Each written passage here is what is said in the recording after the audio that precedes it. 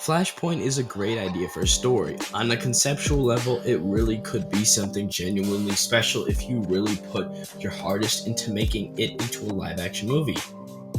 That wasn't this. This honestly very big disappointment was a waste of my time and a waste of my money. I can't believe I spent 2 hours and about roughly $20, not including snacks and drinks, just to see this piece of garbage. Now maybe it's not that awful, but it made it feel that bad because it was such a disappointment on every single level. So without further ado, let's get into why this movie really ruined the story on any level imaginable. Now, with the positives, there's not a ton that I can really name, but there's a couple I can name. I guess some of the CGI wasn't awful. It wasn't bad all the time. There was, hints where it was, there's certain scenes where I didn't hate it, really, I thought the action scenes for the most part weren't that bad. They were pretty decent. They were pretty solid. There wasn't really anything wrong with them. I think it was a nice touch to have Barry Allen meet his past self and have that as sort of the origin story in a way. I thought that was pretty interesting, I guess you could say, for a first movie that, worked not terribly, I guess. And then there's also the ending, which was actually, pretty emotional, like for what I was expecting from this sort of movie. It's not anything groundbreaking, but it ties the themes together pretty nicely at the end, even though for the first couple of acts it doesn't do the best job at it. And there's movies that have tackled this concept before in a much better light, but this movie doesn't do the worst job at it. It does a solid job. It's something great or special, but there was a good amount of effort put into that. Okay, so I think the best way to obviously start this video is talking about Ezra Miller and just getting him right away out of the gate and just out of this review as soon as possible. Now, I think it's definitely very obvious to bring up all the allegations with him, which, oh my god, there are so many that go back from 2 years ago to 1 year ago to maybe 6 months ago or something. I don't know. I don't keep up with Ezra Miller stuff. But my point is, he's a very controversial figure, and he could definitely damage this movie's reputation, or it could bring in more money. You really have no idea. It's a big gamble to keep him in your movie, especially after all the pushback, all of the production problems. Like, oh my god, did this movie have so many issues just going into it from the start. It just felt like it was bound to be a disaster. But anyways, talking about Ezra Miller, you'd think hopefully, he can make up for it with a good performance. I haven't seen Ezra Miller in a lot of things, but he is actually in my favorite movie, and he was pretty good in my favorite movie. However, in here, he's not very good. The beginning scene, honestly, I wanted to sock him in the face so many times. He was so twitchy and annoying, and that kind of carried out into other parts of the movie.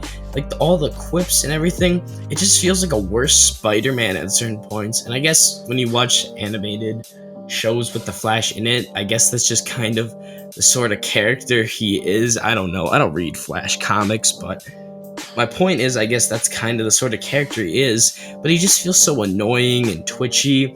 It just feels like a rip-off Spider-Man, and because of that, it just feels so disgenuine. It doesn't feel like its own movie at all, or it feel like DC is trying to do their own thing, which we've seen with the Suicide Squad or the Snyder Cut in movies like that, where it's clear DC is trying to be their own thing, but then you have something like this that just feels like a Marvel ripoff. And it's not even just Ezra Miller. There's like all these corny jokes that, while occasionally you'll get a chuckle here and there, that's actually like a good, decent joke, a lot of them really just miss and just feel so off with the tone of the movie. It doesn't even seem like there's an actually consistent tone, which sometimes can work for like other shows and movies and comics, but for this it just doesn't work at all. It just feels like there's no consistency. It doesn't feel like the writers really cared. It just felt like they just sort of went along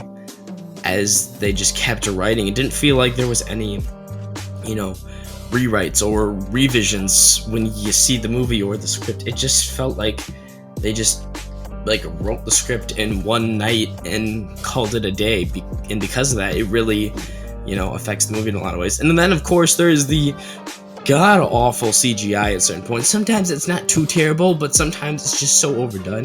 Now, this isn't really a surprise because Andy Muschietti directed this movie, and if you've seen It Chapter 2, you can understand that sometimes he goes very overboard with the CGI, and in here, that is definitely very obvious. Now, I get it. Recording slow-mo scenes is not easy, and trying to do that with practical effects is almost impossible.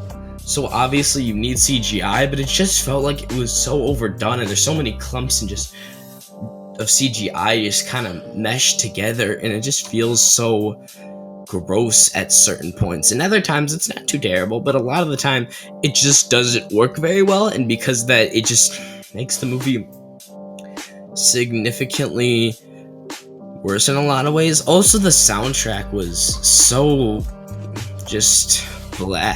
Like, it felt like they just put in generic rock songs that everybody loves and just added it into the movie for flash running montages, and it just doesn't work very well and just feels so bland and off-putting and weird, I guess you could say. Okay, and now we're going to be talking about the marketing tactics they used to pull everybody into this pretty much train wreck of a movie, which was Michael Keaton. A lot of people just wanted to see Michael Keaton in the theaters. That's the only reason that I saw this movie with my dad, was because he wanted to see Michael Keaton, Batman, in the movie.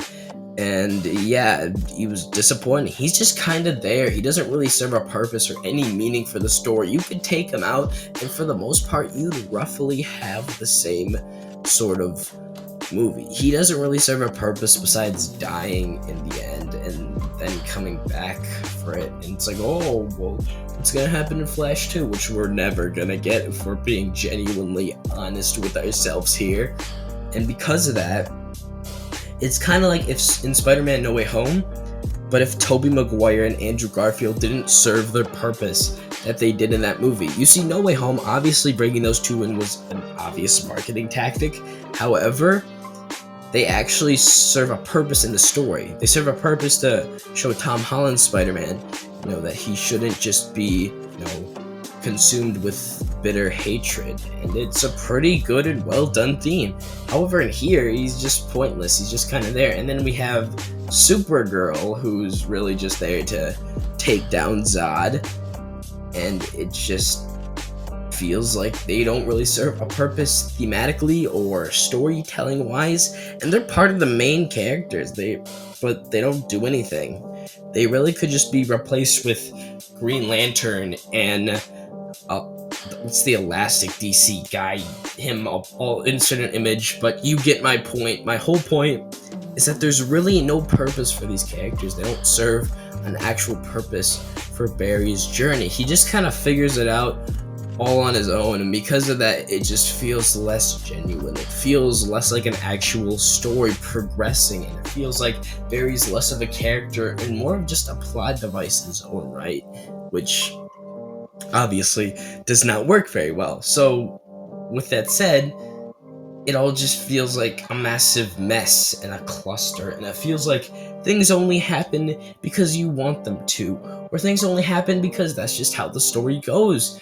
And because of that, the whole movie just feels so blah, so disingenuous, so boring and bland. And maybe it's because I've been spoiled with all these great multiverse movies like, Spider-Man, the recent Spider-Verse movie that we just got, or the original, or Spider-Man No Way Home, which are all, great multiverse movies. And then you get DC's take on it, and it just feels like it serves less of the purpose of what's meant for these movies. A lot of the characters that you see in those movies that appear, they're not just there to be there for cool little quips and Easter eggs. They're there to teach the character a lesson or sort of introduce a theme, an idea. That's what you're supposed to use these multiverse concepts for, not just a plot device to make a fun movie. Sure, you can make it like that, but at least make the movie somewhat competent and have some sort of theme or attachment or idea. And while this movie does have that sort of theme,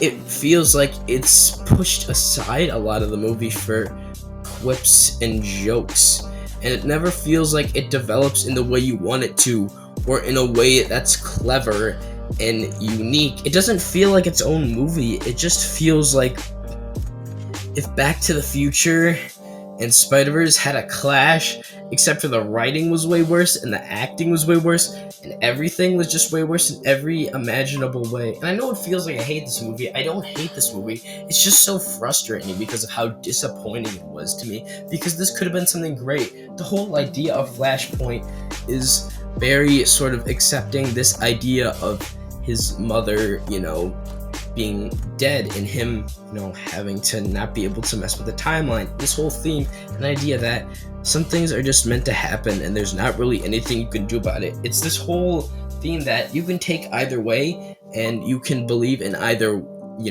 concept or way. There's no right way of thinking. But it doesn't tie into that. It should have spent more time on that and less time on these stupid CGI action scenes and these dumb quips and jokes that make you want to just castrate yourself. Overall, not a very good movie. I mean, it's not the worst thing I've ever seen, even though it seems like that with how I'm talking about it. But, I mean, I guess it'd be a solid 5 or 4 out of 10. But, yeah, very disappointing movie. I'm very disappointed in DC, especially after making, the Batman. Now, I didn't see Black Adam or Shazam 2 because those movies probably suck, but the Batman was a great movie. Why not, do something with that level of quality instead of this mediocre dumpster fire?